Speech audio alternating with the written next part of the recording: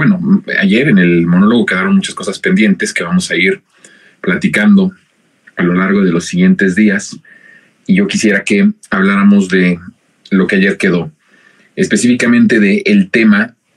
¿Se acuerdan que hablaba yo de los pactos que se fueron rompiendo y de cómo confrontó López Obrador cada uno de estos pactos que había, cada una de estas?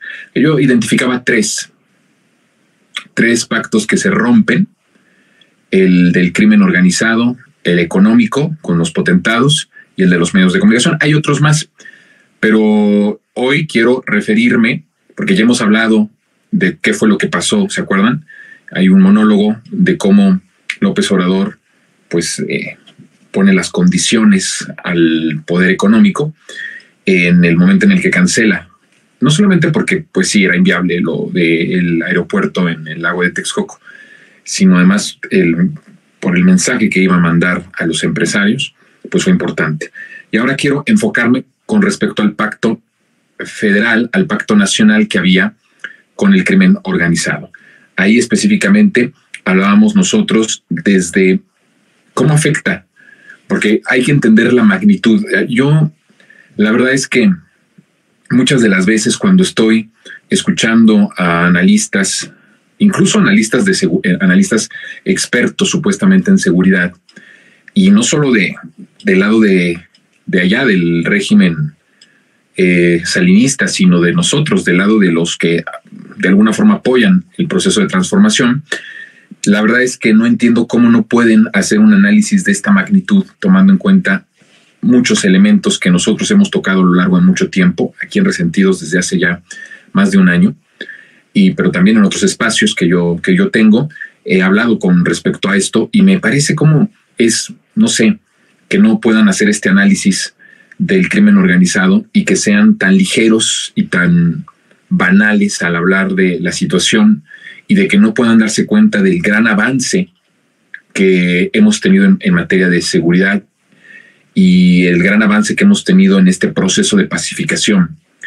Romper el pacto tan arraigado, que además era un pacto hecho desde Los Pinos, era un pacto hecho desde el gobierno federal, cuesta mucho trabajo, costó bastante trabajo.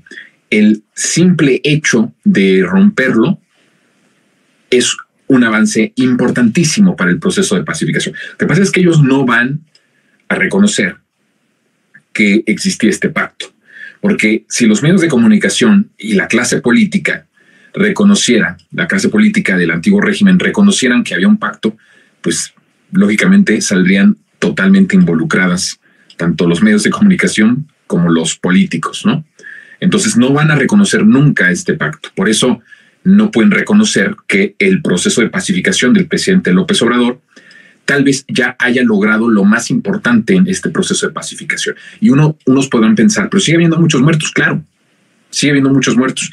Y quiero decir que va a seguir habiendo muertos, porque todos los procesos de pacificación pasan por un recrudecimiento en la cuestión de las vidas de las personas que se van perdiendo. Siempre que hay la intención de pacificar un país, de pacificar un proceso, siempre hay violencia.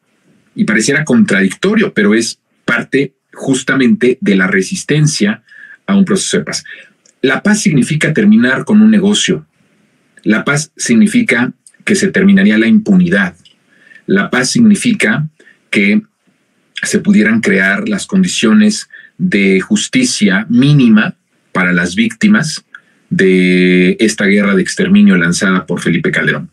A la luz de lo que vimos el día de ayer, que a mí me parece que es uno de los discursos más importantes de todo el sexenio del presidente López Obrador, es que de repente cada discurso que da rompe, ¿no?, el anterior, o es más hermoso, más glorioso que el anterior, pero el discurso que da justo ayer, una hora después de que terminamos Resentidos, el discurso que se da justamente en el lugar en donde es la cuna que eso es simbólico también, porque es la cuna de la Constitución de 1857, y es algo muy interesante. Lo que dice ahí el presidente es uno de los más grandes discursos que da. Y justo cuando usted ve cada una de las 20 reformas constitucionales, yo decía ayer en un tweet, bueno, no sé cómo se llama, en un ex tweet en la red social X, que estas 20 propuestas, estas 20 reformas constitucionales, lo que hemos sostenido aquí en Resentidos, más que seguir transformando al país, lo que hacen es fundar, es la fundación de una patria nueva, ¿no? Con un arraigo legal y constitucional. O sea, la fundación de una patria nueva ya está, pero ahora se necesita que esta patria nueva, estas reglas nuevas, este sentido popular y este sentido social tengan un arraigo legal, un arraigo constitucional. Y es por eso que se mandan estas propuestas. Si usted las revisa, sobre todo lo que tiene que ver, hay cosas hermosas en lo que mandó el presidente. Imagínense ustedes, fundación de una patria nueva. Con estas 20 reformas se fundaría una patria nueva con arraigo constitucional. Entonces, no es cosa menor, es una cosa impresionante. Ayer fue un día verdaderamente histórico, de los más importantes, escuchen esto, de los más importantes de todo este proceso de transformación, lo que el presidente Andrés Manuel propuso. Hubo un problema aquí técnico. Les contaba yo, hasta perdí el hilo de la conversación, pero bueno, a ver, estábamos hablando de que lo más complicado para los procesos de paz justamente es el romper los pactos que se crean. Todas las guerras emprendidas nacen de un pacto entre naciones, de un pacto de intereses por el que declaras una guerra, ¿no? En el caso internacional, pues hay un pacto de intereses, tanto la Primera, la Segunda Guerra Mundial era un pacto de intereses que agrupaban bandos, ¿no? Unos defendiendo sus intereses, otros defendiendo otros intereses. Entonces, siempre toda guerra inicia con un pacto. ¿Cómo inicia un proceso de paz? Rompiendo el pacto. Pero el rompimiento del pacto no significa que la paz pues llega de manera automática. Y en ese sentido hablábamos justamente de lo que el día de ayer vimos con el presidente López Obrador, y hay cosas maravillosas ahí, pero centrándonos en la parte de justicia, lo que está proponiendo el presidente es justamente fundar un nuevo sistema de justicia, porque hay ciertos elementos para el proceso de pacificación. Hay dos claves muy importantes en lo que el presidente ayer dijo. Por un lado, si usted ve lo que tiene que ver con la fundación de un nuevo sistema de justicia, no solamente estamos hablando de la Suprema Corte de Justicia, no solo estamos hablando de los ministros, y de hecho creo que ya la parte del salario de los ministros es lo menos radical de la propuesta que el día de ayer anuncia y de manera inmediata también llega al Congreso. No solo es eso, es prácticamente la fundación de un nuevo sistema de justicia, y lo que está planteando el presidente en ese sentido es que todo el aparato de justicia, tanto el nacional como el local en las entidades, tenga un apego popular, y eso me parece importante. La clave de la transformación y de la fundación de una patria nueva tiene que ver con la vinculación al pueblo. ¿Cómo estamos logrando la transformación? Llegando López Obrador, teniendo un presidente vinculado al pueblo. ¿Qué significa vinculado al pueblo? Que tiene un pacto con el pueblo, que no tiene pactos criminales, que no tiene pactos económicos, no tiene pactos políticos, tiene un pacto con el pueblo. Por eso se ha avanzado mucho. Y lo que él busca es que esto se replique. Por eso ayer el presidente decía que habló muchas veces del ejemplo que ellos están dando. Habló del ejemplo, habló del legado, habló de la herencia, ¿sí? Estos elementos nos hablan justamente de eso. El presidente López Obrador está dejando una herencia y un legado. Esto ya lo había hablado yo anteriormente. Estaba yo hablando de la herencia. ¿Se acuerdan? Hay un monólogo de esto, de la herencia de López Obrador. Hablaba yo de la herencia de Carlos Salinas de Gortari como el padre de la pobreza. Y estaba hablando yo de Andrés Manuel como el líder social y el presidente más importante que ha tenido nuestro país y el fundador del México moderno. Y justo ayer hablaba el presidente, hay una conexión en esto. El presidente quiere justamente que se vaya replicando. ¿Qué piensa el presidente? Poder judicial vinculado al pueblo, porque funcionó que el Poder Ejecutivo estuviera vinculado al pueblo y por eso hay tanto avance, ¿no? En lo que nosotros estaríamos pensando es que yo he hablado de esto, es que los medios también estuvieran vinculados al pueblo. Si tuviéramos medios vinculados al pueblo, tendríamos libertad de expresión, totalmente. O sea, la libertad de expresión hoy está totalmente arruinada, no por el poder, no por el Poder Ejecutivo, no por el presidente de la República, sino por los dueños de los medios de comunicación. Entonces, si tuviéramos medios vinculados al pueblo, tendríamos libertad. Tendríamos, en verdad, un ejercicio de noticias y de espacios de comunicación libres, ¿no? Independientes. Y eso es lo que quiere replicar el presidente, es una fórmula. Entonces busca que el Poder Judicial tenga una vinculación popular. ¿Por qué importa tanto esto? Porque el proceso de pacificación tiene que pasar por la justicia. Si no logramos un cambio, una fundación de un nuevo sistema de justicia en todo lo que significa esto, en toda su amplitud, no vamos a tener pacificación. ¿Por qué? Porque vamos a entrar, como hemos entrado, en un círculo vicioso, en donde por más policías que tengamos en las calles, por más cuarteles que tengamos de la Guardia Nacional en todo el territorio nacional, si se captura, si se hace un proceso de operativos para capturar, para castigar a los que están teniendo esta conducta delictiva, pues obviamente si un juez los libera, si un juez les otorga impunidad, es un cuento de nunca acabar. Y eso es lo que hemos estado viendo en este proceso de transformación. El Poder Judicial es un ente que asegura que sigamos en este círculo de violencia. ¿Por qué? Porque al haber impunidad, entonces todos los delincuentes pueden seguir haciendo lo que quieran y cada vez entrar en un nivel más alto de violencia, en un nivel más alto de, pues sí, de sangre, y entonces no van a tener castigo porque los jueces, que por cierto están protegidos, impuestos por el propio crimen organizado, pues entonces los van a liberar. Entonces, este círculo vicioso es con el que se busca terminar con estas reformas. Hay otro punto que va a la par del sistema de justicia. Es una cosa muy fuerte, es una cosa, digamos, gigantesca, ¿no? De justicia. Pero hay otro, que es la Guardia Nacional, que yo ya he explicado por qué sí tendría que la Guardia Nacional estar vinculada a la Sedena. Necesario es en estos momentos y en los siguientes años que la Guardia Nacional siga siendo un aparato que funcione operativamente y administrativamente sometido a la Sedena, es decir, sometido a las Fuerzas Armadas. No voy a dar yo el porqué de esto, ya hay un monólogo específico donde explico ampliamente por qué sí tiene que ser de esa forma. Bueno, entonces tenemos estos dos elementos, ¿no?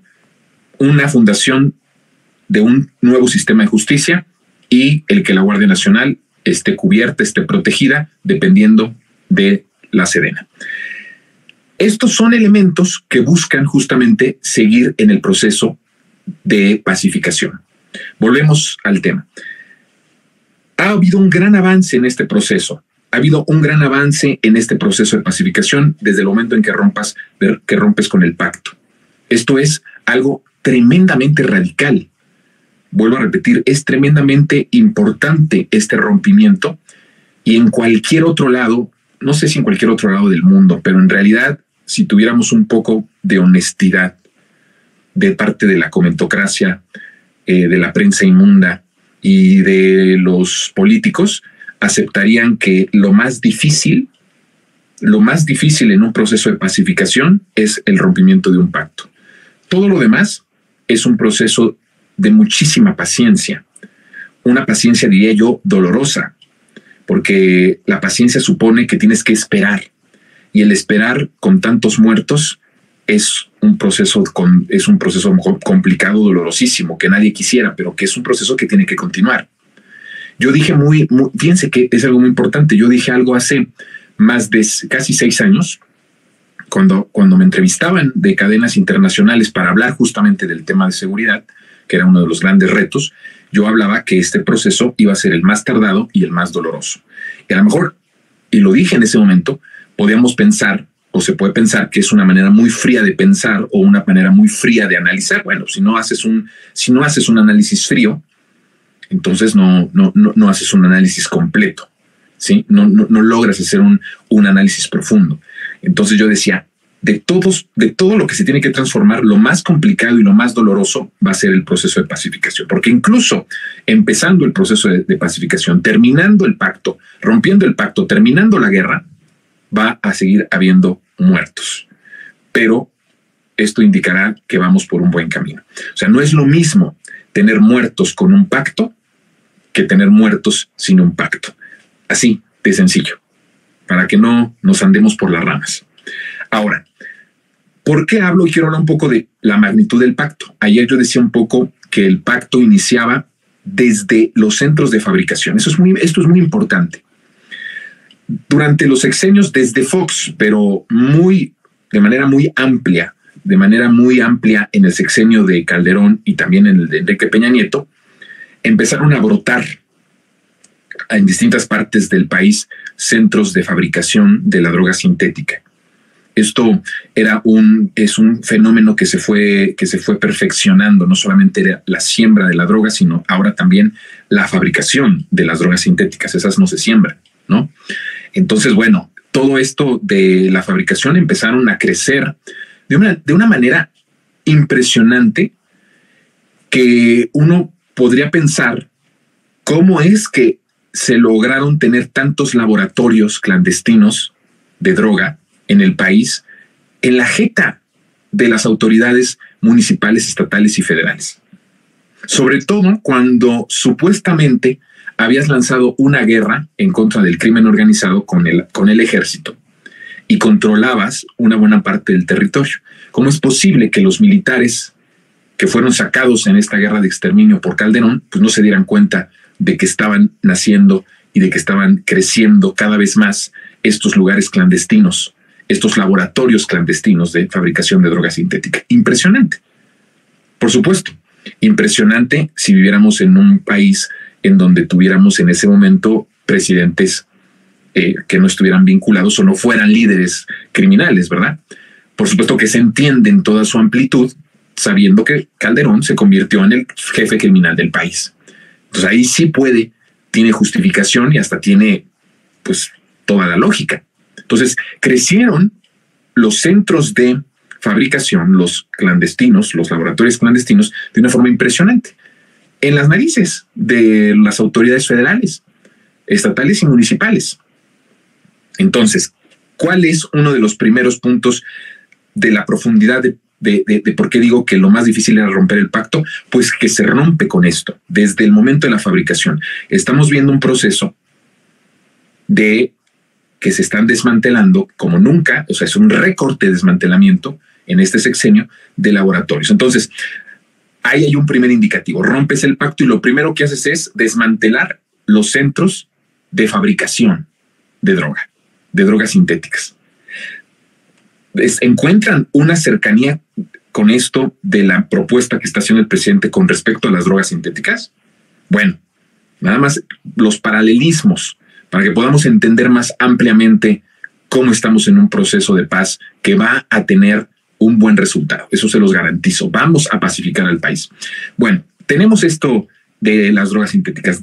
Rompes el pacto desde el momento en el que ya desmantelas todos estos centros que crecieron como hongos, ¿no?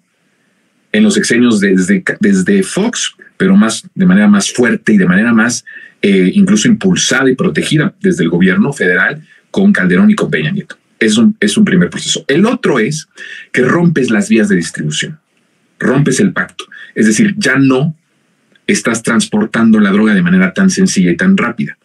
Ahora tienes un ejército, una Guardia Nacional que sigue los rastros de la droga y que decomisa. Hay récords en decomiso de droga en este sexenio. Entonces, bueno, solo de droga sintética, como ningún otro gobierno en el mundo, el de gobierno de López Obrador, tiene este récord de aseguramiento de la droga sintética. Entonces, hay un rompimiento también en eso, distribución. ¿Cómo se asegura o cómo se comprueba esto? Que la droga no llega a sus destinos. ¿Por qué? Porque ya no se les garantiza el libre tránsito, porque ya no se les garantiza el libre tránsito de las carreteras para la transportación. Rompes la línea productiva de la droga.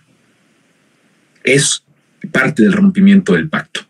Y por eso yo no entiendo cómo los analistas expertos en seguridad no pueden hacer un análisis de esta magnitud de lo que estoy diciendo para decir, vamos bien. Porque solo el hecho de romper estos dos aspectos que acabo de decir es algo verdaderamente importante, sustancial en este proceso que queremos todas las mexicanas y todos los mexicanos, de que haya paz en el país. Entonces, se rompe este pacto, pero hay otro pacto que se rompe, que es específicamente del que hoy trata nuestro monólogo. que se crea.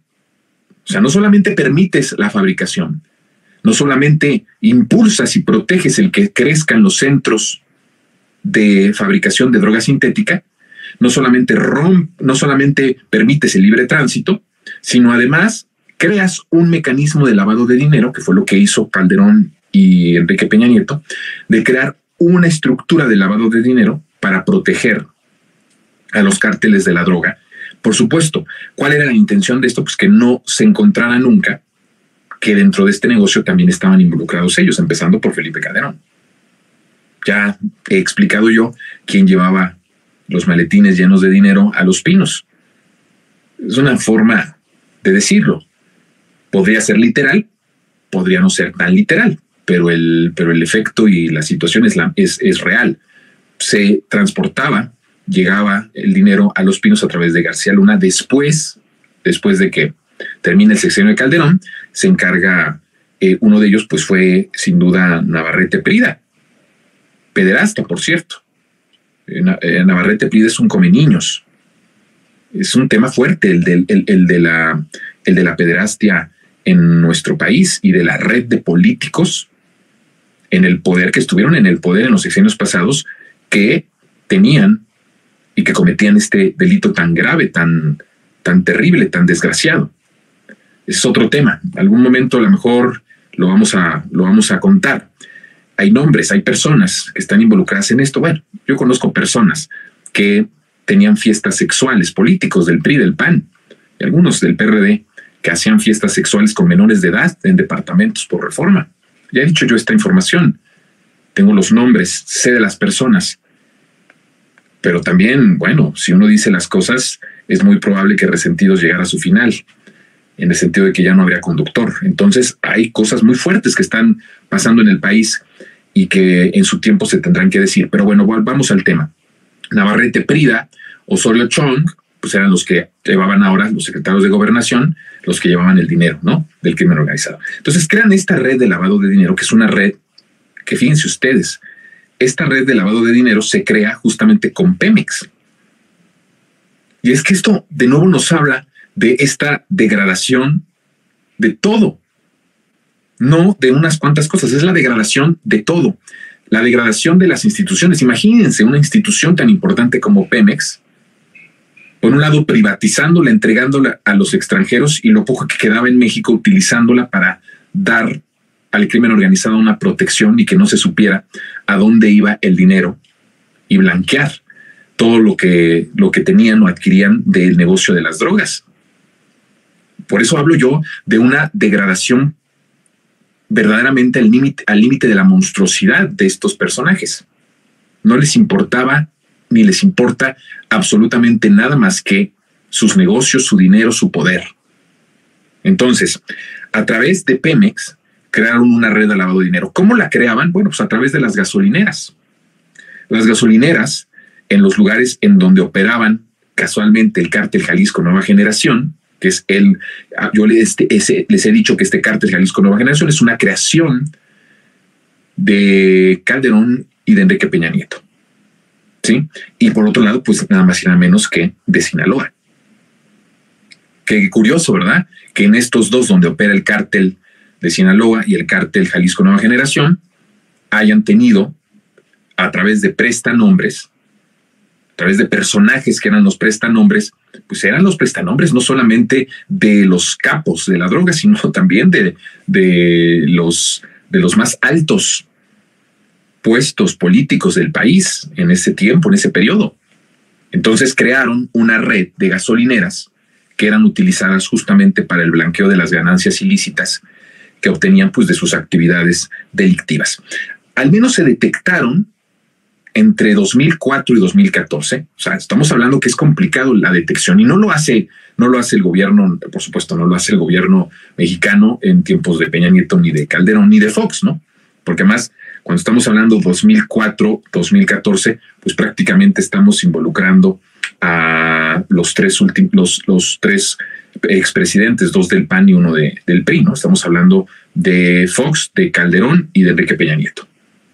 pues no saca esta investigación estos presidentes, lo saca justamente el Departamento del Tesoro de Estados Unidos, en donde detectan al menos estas 10 gasolineras que servían justamente para esta red de lavado de dinero. Y eso me parece que es muy importante y muy revelador, porque nos habla justamente de cada vez más la profundidad de este pacto que había y que rompe López Obrador. Entonces ya no solamente tenemos que rompes el pacto de producción, rompes el pacto de distribución y por el otro lado rompes también el pacto de impunidad, en el sentido en el que las líneas económicas que se utilizaban para poder lavar dinero, las rompes. Ya no hay ese tipo de pacto, ya no se entregan gasolineras al crimen organizado para lavar dinero.